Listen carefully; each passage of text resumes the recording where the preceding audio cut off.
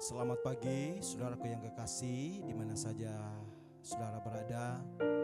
Percayalah bahwa Tuhan itu selalu baik bagi kita. Kita bersyukur hari yang baru yang Tuhan anugerahkan bagi kita. Biarlah saat ini, dimanapun Anda berada, mari kita membawa pujian kita, membawa syukur kita kepada Tuhan. Sebab Dia layak disembah, Dia layak dipuji. Mari siapkan hati kita, kita berdoa. Terima kasih Tuhan untuk kasih karunia-Mu yang selalu nyata dalam hidup kami. Terima kasih Roh Kudus yang selalu menjaga, melindungi kami, menyertai kami, menolong kami dimanapun kami berada. Roh Kudus itu selalu hadir di tengah-tengah kehidupan kami. Pagi hari ini Tuhan, biar Engkau yang disenangkan Tuhan, biar Engkau yang selalu dipuji, ditinggikan, dipermuliakan. Bagimu pujian, bagimu hormat, hanya bagi Tuhan Yesus sendiri. Terima kasih Tuhan, kami buka cara kami pada pagi hari ini dalam nama Tuhan Yesus Kristus. Haleluya. Amin. Terima kasih Roh Kudus, Kau penolong yang setia dalam hidup kami. Kami haus akan Engkau Tuhan. Haleluya. Oh, ya Roh Kudus, ku haus padamu.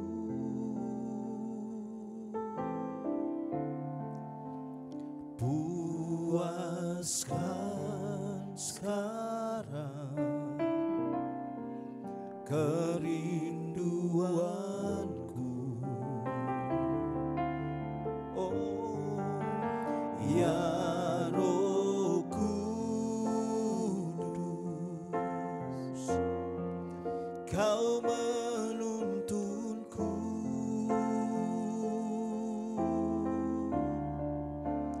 Pimpin langkahku, ku taat selalu. Ya Roh Kudus, ya Roh Kudus, ku haus padamu.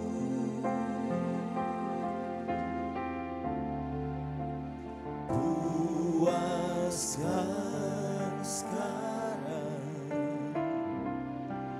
kerinduanku. Ya Roh Kudus, ya Roh Kudus, Kau menuntunku.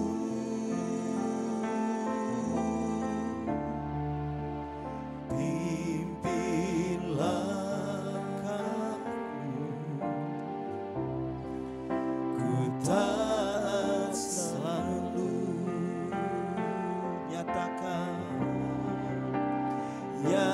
Nyatakan kemuliaan-Mu di tempat ini, ya Tuhan Allahku.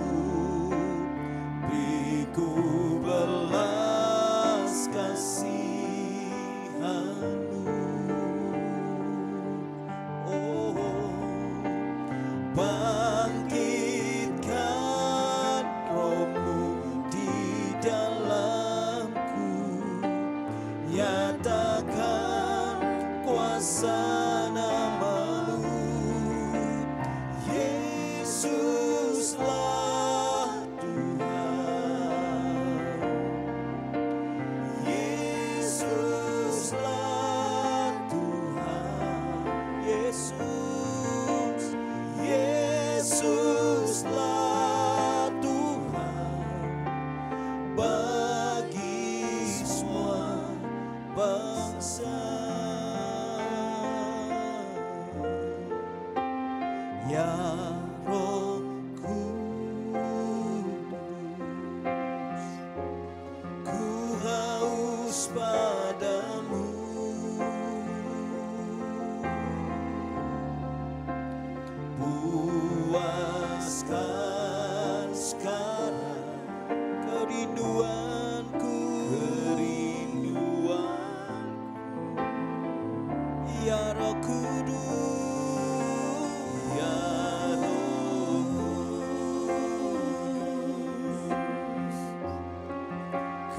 menuntunku, pimpin langkahku Tuhan,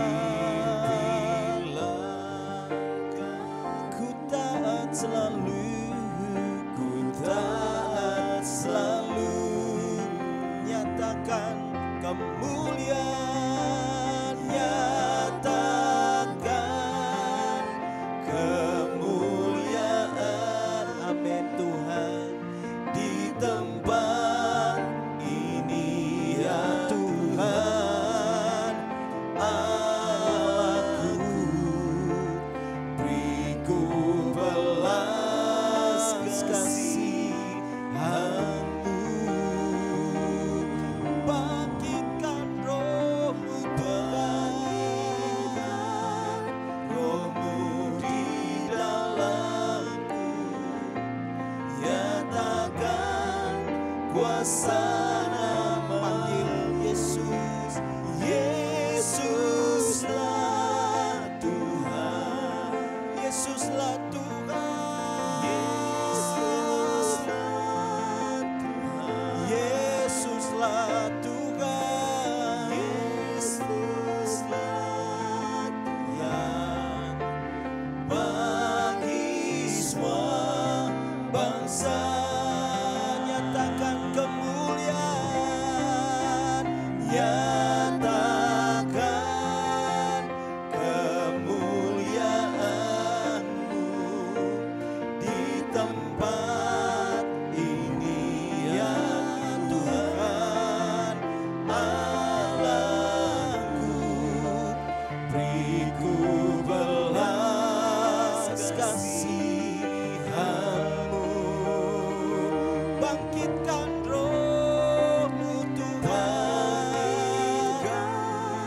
roh-Mu di dalamku, nyatakan kuasa nama-Mu.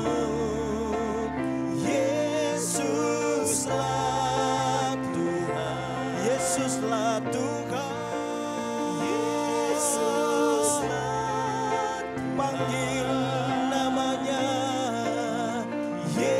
Yesuslah Tuhan, bagi semua bangsa, Yesuslah Tuhan, Yesuslah Tuhan, Yesuslah Tuhan, Yesuslah Tuhan, Yesuslah Tuhan, Yesuslah Tuhan, bagi semua bangsa.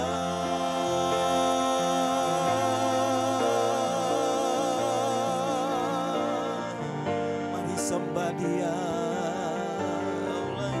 Ya Roh Kudus, kami haus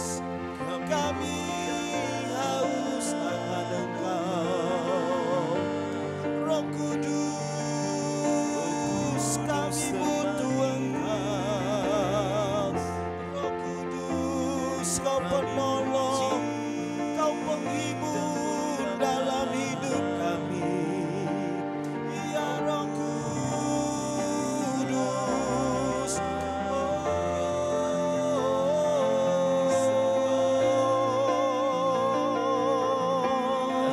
kami buka hati bagi-Mu. Ya Roh Kudus, Kau melawat kami, Kau menjamah kami, Kau memulihkan kami. Oh Roh Kudus, Kau menyembuhkan yang sakit, Kau memulihkan kami Tuhan, Kau penyembuh kami. Haleluya. Roh Kudus yang manis, Roh Kudus yang manis, lawat kami Tuhan. Roh Kudus, kami buka hati bagi Engkau Roh Kudus. Biar Engkau memulihkan setiap hati kami Tuhan. Yang terluka, Kau memulihkan Tuhan. Kau menyembuhkan. Terima kasih Tuhan. Yang sakit Tuhan, Roh Kudus Engkau menyembuhkan. Terima kasih Tuhan. Kami buka hati kami bagi-Mu Roh Kudus.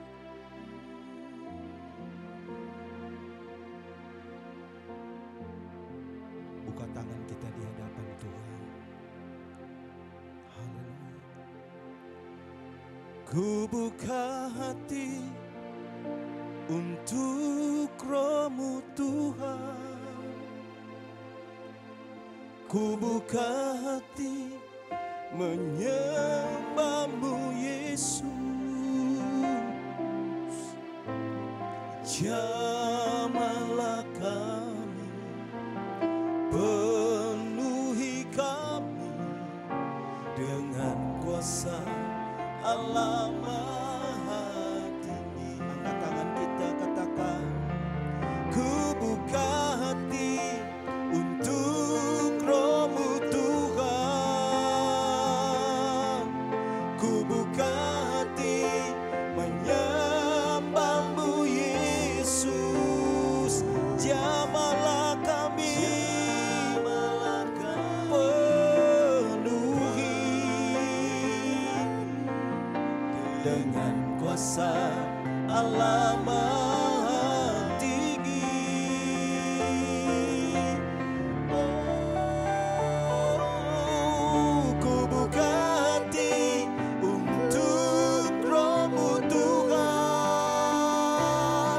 Ku buka hati menyembah-Mu Yesus. Jamahlah kami, penuhi kami dengan kuasa Allah Maha Tinggi. Ku buka hatiku Tuhan, ku buka hati menyembah-Mu Yesus. Jamahlah kami, penuhi kami dengan kuasa Allah Maha Tinggi. Jamahlah kami, jamahlah kami, penuhi kami dengan kuasa Allah Maha Tinggi.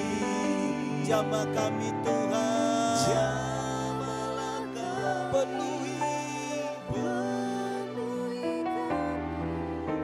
dengan kuasa Allah Maha Tinggi.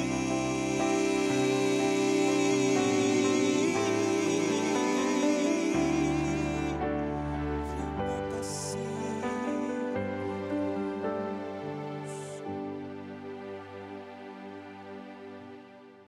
Shalom semuanya. Kita bersyukur kepada Tuhan buat setiap kesempatan yang masih Tuhan percayakan bagi kita. Sebab kita masih sadar bahwa tidak selamanya waktu-waktu ini menjadi milik kita. Baik, setelah kita memuji menyembah Tuhan, mari siapkan hatimu untuk dengar kebenaran firman Tuhan. Tapi sebelumnya mari kita tunduk kepala kita berdoa. Bapa, sungguh Engkau ajaib bagi kami. Kami sungguh berterima kasih buat hari ini. Hari yang masih Engkau percayakan bagi kami. Kami mau datang kepadamu bawa pengagungan, rasa hormat, rasa kagum kami kepadamu dari hati yang mengasihi Tuhan. Dan saatnya Bapa, kami mau buka hati bagi kebenaran firman. Kami mau katakan berbicara bagi kami sehingga firman-Mu selalu jadi pelita bagi kami. Kami mau sambut firman-Mu dalam nama Tuhan Yesus. Haleluya. Amin. Baik, pada saat ini kita akan sama-sama belajar firman Tuhan. Saya akan berbicara tentang iman, harap, dan kasih. Saya baca dari 1 Korintus 13 ayat 13. Demikian firman Tuhan dikatakan, demikianlah tinggal ketiga hal ini, yaitu iman, pengharapan dan kasih. Dan yang paling utama atau paling besar di antaranya ialah kasih. Itu dari terjemahan baru, kalau saya baca dari firman Allah yang hidup bilang begini. Ada 3 hal yang kekal, yaitu iman, pengharapan dan kasih. Tetapi yang terbesar dari ketiganya ialah kasih. Jadi kalau kita baca firman ini bahwa dikatakan baik iman, harap dan kasih itu sangat penting bagi perjalanan kehidupan kekristenan kita.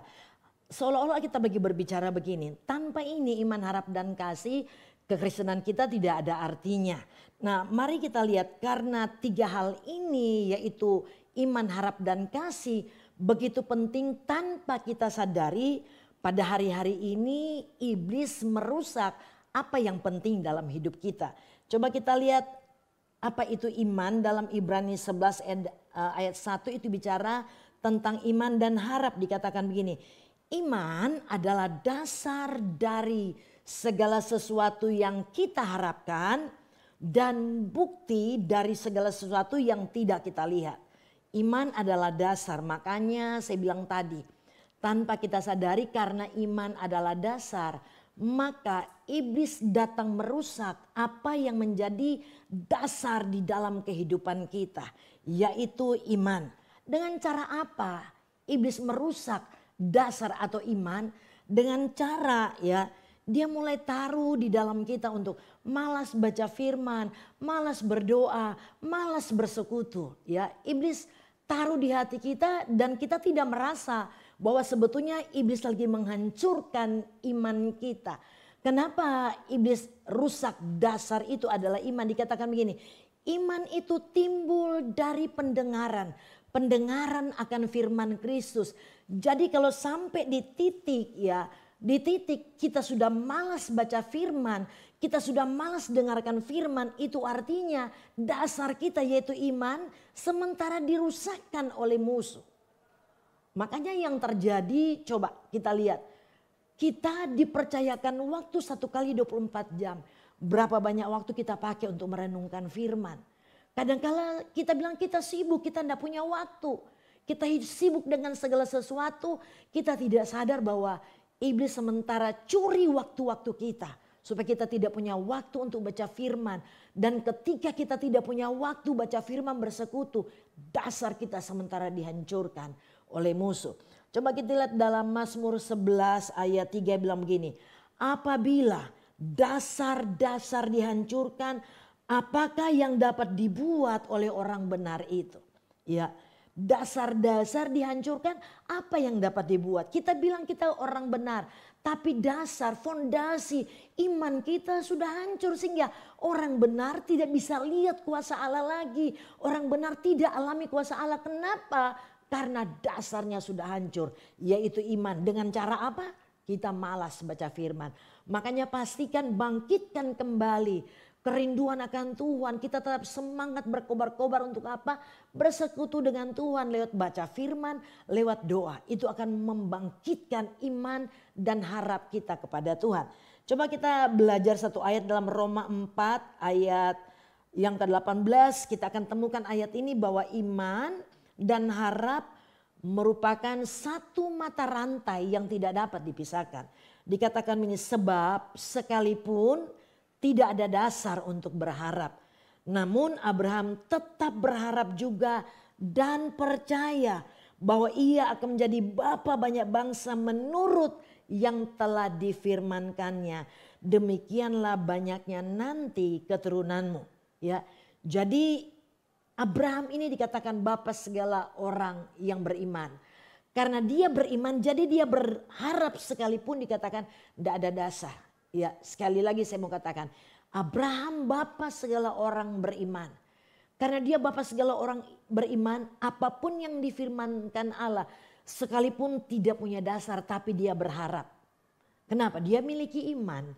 Makanya pastikan saudara dan saya miliki iman. Supaya sekalipun tidak ada dasar, untuk berharap terhadap setiap janji-janji Tuhan. Tetapi kita tetap berharap dan percaya bahwa setiap janji Tuhan pasti digenapi dalam perjalanan kehidupan kekristenan kita.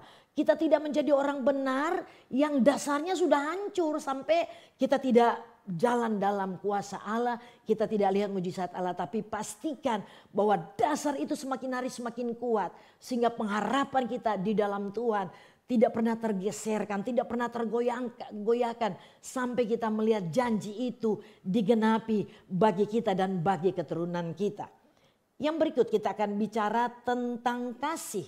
Ya tadi iman dan harap, sekarang kita akan bicara tentang kasih.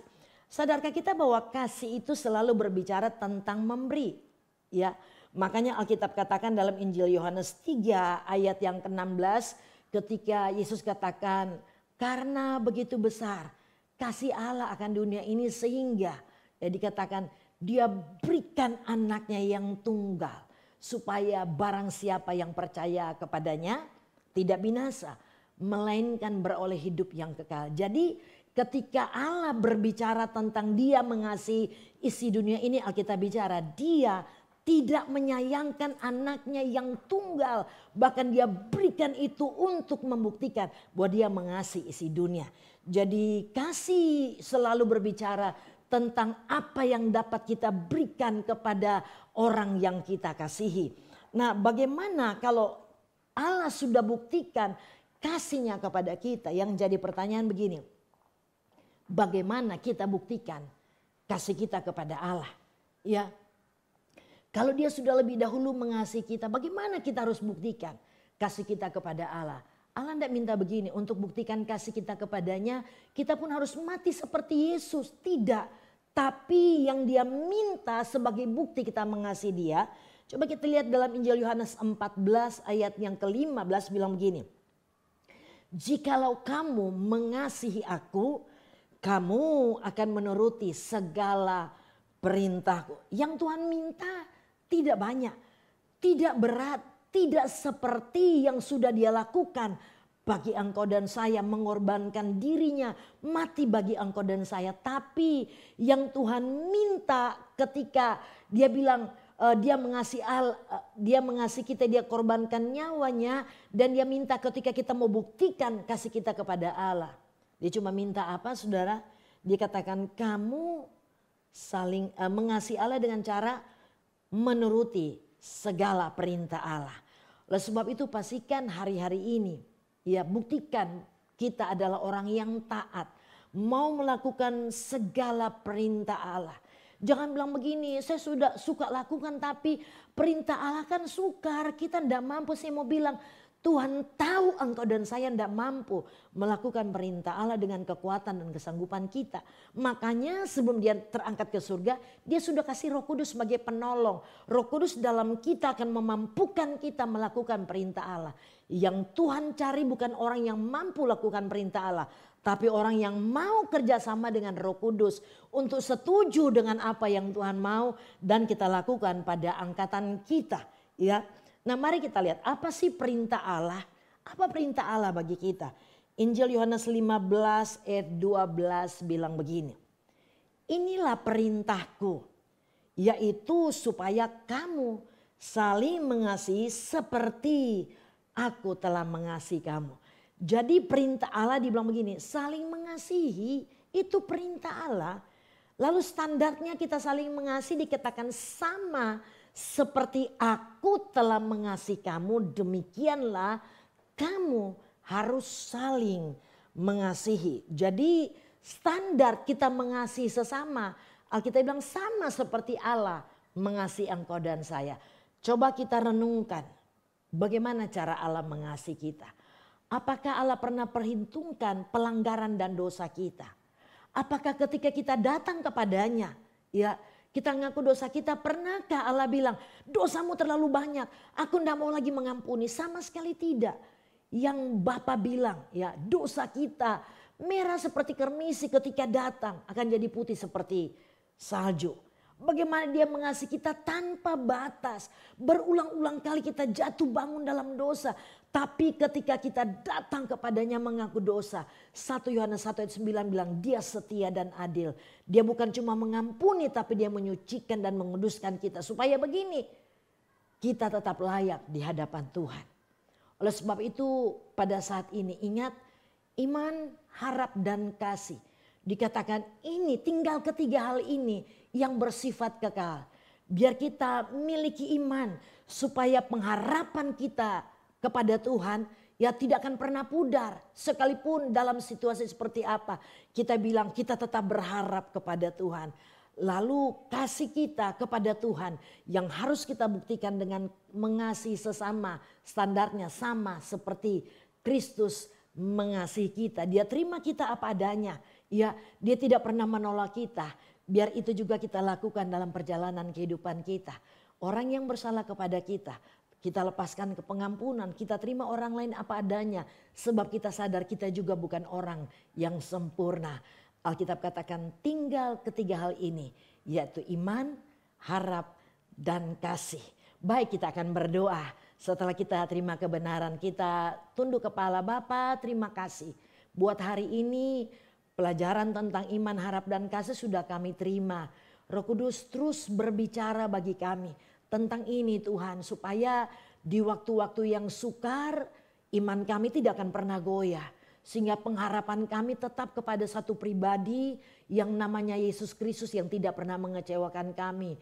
Pengharapan kami tidak bisa digeserkan oleh apapun juga. Karena iman kami yang merupakan dasar itu tidak pernah hancur. Kami mengatakan musuh atau iblis tidak punya kekuatan untuk bisa menghancurkan apa yang Bapa berikan bagi kami. Oleh sebab itu saat ini kami putuskan kami harus menjadi orang percaya yang cinta akan firman supaya dasar kami tetap kuat. Iman kami tetap kuat sampai hari terakhir dan kami lakukan perintah Allah yaitu saling mengasihi supaya lewat hidup kami Bapa dipermuliakan. Terpujilah namamu Tuhan. Dalam nama Tuhan Yesus berkat-Mu bagi kami semua yang sementara mengikuti acara ini. Tidak ada satupun kami yang kekurangan tapi kami berkelimpahan dalam segala hal. Karena kami punya Tuhan yang hebat dan luar biasa. Dalam nama Yesus. Haleluya. Amin. Amin. Puji Tuhan. Tuhan berkati kita semua hari ini.